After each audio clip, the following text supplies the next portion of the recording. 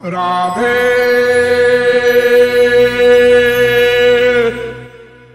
बोले जगत गुरु श्री कृपालु जी महाराज की।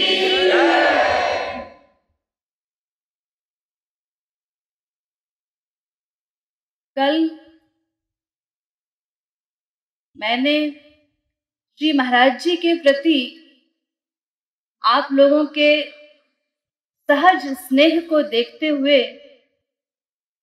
एवं उनके विषय में कुछ जानने की आपकी जिज्ञासा को परखते हुए श्री महाराज जी के विषय में कुछ चर्चा प्रारंभ की थी, लेकिन वो चर्चा पूरी नहीं हो पाई थी। इसीलिए आज जब तक श्री महाराज जी का शुभागमन हो तब तक कुछ देर में अत्यंत संक्षेप में मैं कुछ प्रमुख बातें उनके विषय में आप लोगों को बताने का प्रयास करूंगी। कल मैंने आप लोगों को बताया कि जगत गुरु परंपरा आज से 2500 वर्ष पूर्व आदि जगत गुरु शंकराचार्य जी से प्रारंभ हुई। ये जगत गुरु शब्द बहुत पुराना है। आदि जगत गुरु तो स्वयं भगवान श्री कृष्ण हैं, लेकिन संसार में ये जो परंपरा प्रारंभ हुई वो आदि जगत गुरु शंकराचार्य जी के साथ प्रारंभ हुई। इस जगत गुरु उपाधि की क्या आवश्यकता थी,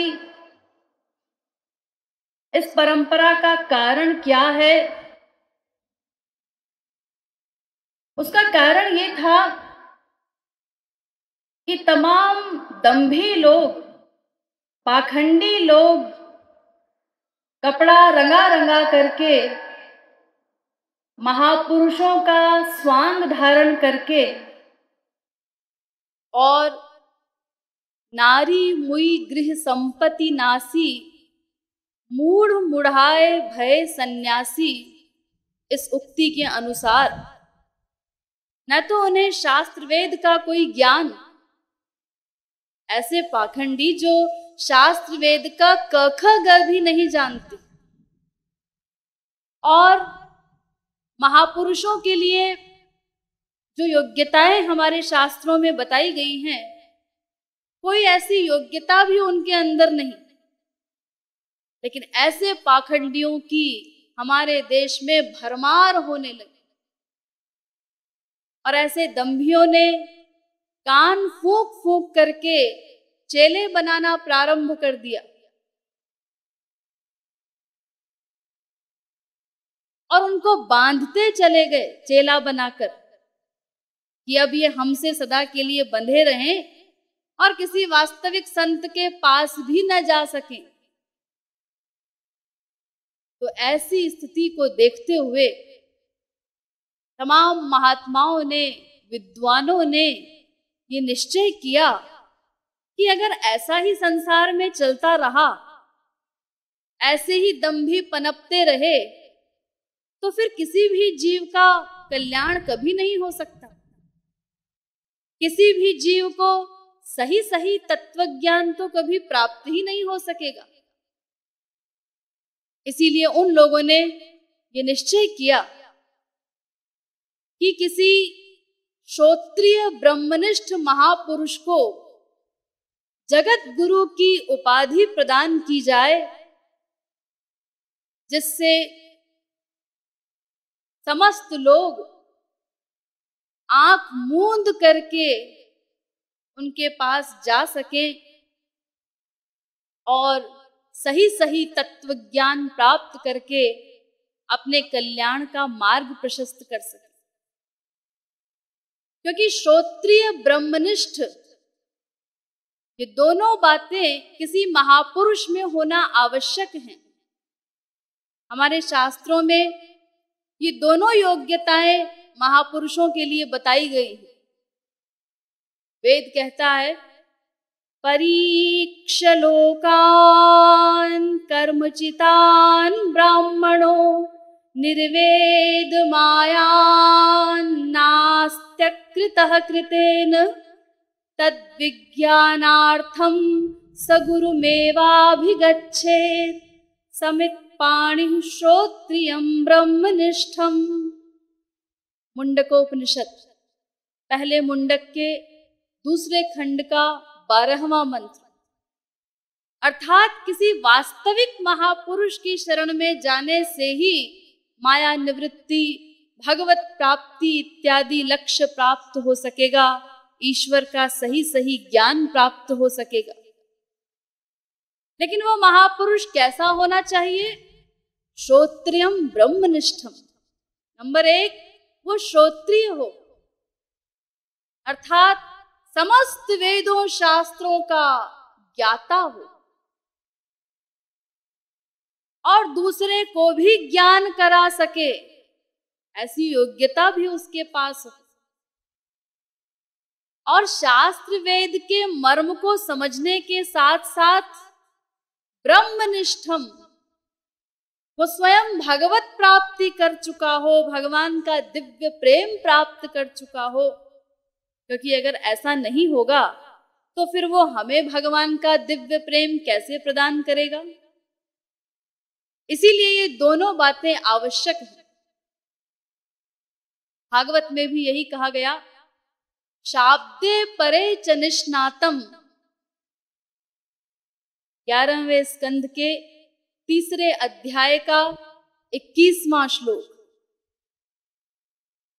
शब्द ब्रह्म में भी वो निपुण हो, अर्थात श्रोत्रिय हो, और परब्रह्म में भी निपुण हो, अर्थात भगवत प्राप्ति कर चुका हो।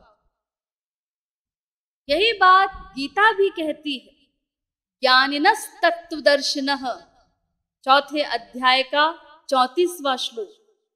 वो ज्ञानी हो, समस्त वेद शास्त्र का ज्ञाता हो, प्लस तत्वदर्शी हो, उस तत्व का साक्षात्कार कर चुका हो। तो ऐसे किसी श्रोत्रिय ब्रह्मनिष्ठ को जगत गुरु की उपाधि प्रदान कर दी जाए, जिससे समस्त भगवत तत्व जिज्ञासु लोग आंख मूंद करके बिना किसी संशय के उसकी शरणागति में, उसके सानिध्य में रहकर उससे स्पिरिचुअल गाइडेंस प्राप्त करके अपने कल्याण का मार्ग प्रशस्त कर सके। तो जगत गुरु वही होता है जो समस्त संसार को दिव्य ज्ञान प्रदान कर सके। तुम रौतीति गुरु, इस व्युत्पत्ति के अनुसार जो अज्ञान रूपी अंधकार को समाप्त करने में समर्थ है, वही गुरु है। गृणाति ज्ञानम इति गुरु, इस दूसरी व्युत्पत्ति के अनुसार भी जो दिव्य ज्ञान प्रदान कर सके, वही वास्तविक गुरु है। तो श्री महाराज जी से पूर्व अब तक केवल 4 मूल जगत गुरु हुए हैं, जिनका नाम कल मैंने आप लोगों को बताया था। और 700 वर्षों के उपरांत वर्तमान में 5वें मूल जगत गुरु हमारे श्री कृपालु जी महाराज हैं। ये जगत गुरु की उपाधि श्री महाराज जी को कब कैसे प्राप्त हुई, इसको भी अत्यंत संक्षेप में समझ लीजिए। श्री महाराज जी को जगत गुरु की ये उपाधि 14 जनवरी सन 1957 में काशी विद्वत परिषद के द्वारा प्रदान की गई थी। काशी विद्वत परिषद एक ऐसी परिषद जिसमें भारतवर्ष के 500 मूर्धन्य विद्वान वो आपस में बैठ करके वहां शास्त्रार्थ करते हैं।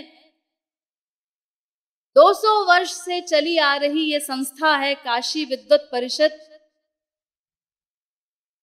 और उसमें एक एक विद्वान वो अपने अपने विषय में पारंगत, यानी उसमें एक विद्वान ऐसा था उस सभा में जिसने केवल ऋग्वेद का ही अध्ययन किया, अपनी पूरी लाइफ उसके अध्ययन में बिता दी, उसके मर्म को समझने में, उस पर रिसर्च की, अध्ययन किया, अध्यापन किया।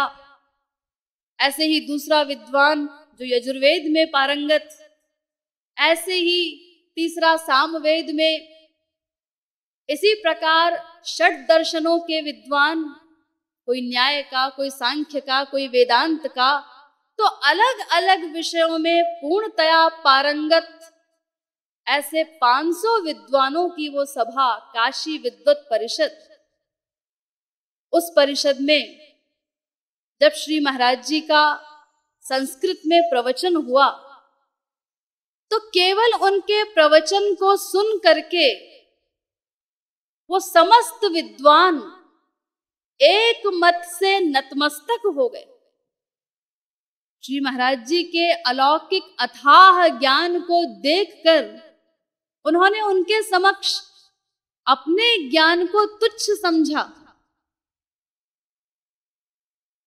और अंत में काशी विद्वत परिषद के अध्यक्ष श्री नारायण शास्त्री खिस्ते द्वारा यह प्रस्ताव रखे जाने पर कि अब या तो हम लोग इनको जगत गुरु की उपाधि से सम्मानित करें, क्योंकि ये स्वयं यहाँ पर नहीं आए, हमने इन्हें काशी आने का निमंत्रण दिया था, और हम समस्त विद्वानों की एकत्रित नॉलेज, इकट्ठा ज्ञान भी श्री महाराज जी के अथाह ज्ञान के सामने ठहर नहीं सका, तुच्छ सिद्ध हो गया। तो अब या तो इन्हें जगत गुरु पदवी से सम्मानित किया जाए, और या फिर अगर किसी को डाउट है कि नहीं किसी एक भी विषय में इनसे अधिक ज्ञान रखने वाला कोई दूसरा विद्वान है, तो फिर आप इनसे शास्त्रार्थ कीजिए। तो उनके इस प्रस्ताव के बाद सभी विद्वानों का कहना था कि शास्त्रार्थ तो उससे किया जाए जो मनुष्य हो। शास्त्रार्थ तो किसी मनुष्य से किया जाता, लेकिन क्या ये केवल मनुष्य है? तो अंत में एक मत से नतमस्तक होकर समस्त विद्वानों ने श्री महाराज जी को जगत गुरु की उपाधि प्रदान की, और न केवल जगत गुरु अपितु श्री महाराज जी को उन्होंने जगत गुरुतम स्वीकार किया। जगत गुरुतम अर्थात जितने पूर्ववर्ती जगत गुरु हुए हैं, श्री महाराज जी उनमें भी उत्तम हैं, उनसे भी श्रेष्ठ हैं। धन्यो मान्य जगत गुरु तम पदैहि सोयम समभ्यर्चते। इन शब्दों के साथ उन्होंने श्री महाराज जी की स्तुति करते हुए उन्हें जगत गुरु तम स्वीकार किया।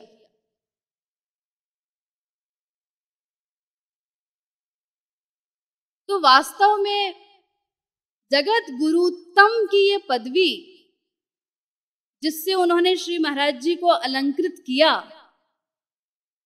तो इस पदवी को प्राप्त करके श्री महाराज जी अलंकृत नहीं हुए, अपितु वास्तविकता तो ये है कि श्री महाराज जी जैसे जगत गुरु तम को प्राप्त करके ये पदवी सुशोभित हुई। जैसा कि आप लोगों ने तुलसीदास जी के विषय में सुना होगा, उनके विषय में कहा गया, कविता करके तुलसी न लसे, अर्थात कविता करके तुलसीदास जी सुशोभित नहीं हुए। कविता लसी पा तुलसी की कला, बल्कि तुलसीदास जी की कला को प्राप्त करके वो कविता सुशोभित हुई। तो ऐसे ही श्री महाराज जी का जितना सरल व्यक्तित्व है, जैसा सरल उनका स्वभाव है, कोई जीव अधिकारी हो या अनधिकारी, पात्र अपात्र पर विचार न करते हुए जिस प्रकार उनके रोम रोम से करुणा प्रकट होती है, जिस प्रकार उनके हृदय में समस्त जीवों के प्रति ममता का, करुणा का पारावार सतत हिलोरे लेता रहता है, उससे यही स्पष्ट होता है कि उनके लिए इस उपाधि का कोई महत्व नहीं है। वे इस उपाधि से भी बहुत परे हैं। तो वास्तव में ऐसे जगत गुरुतम को प्राप्त करके ये पदवी सुशोभित हुई है। देखिए, श्री महाराज जी का पदार्पण शीघ्र ही मंच पर होने वाला है, इसीलिए मैं और अधिक कुछ आप लोगों को नहीं बता पाऊंगी। अभी जब तक श्री महाराज जी का पुण्य पदार्पण हो तब तक आप लोग उनके स्वागतार्थ मेरे साथ जय घोष में अपना सहयोग प्रदान करें। बोले जगत गुरु श्री कृपालु जी महाराज की जय। भक्ति योग रसावतार श्री कृपालु महाप्रभु की जय। निखिल दर्शन समन्वयाचार्य जगत गुरु श्री कृपालु जी महाराज की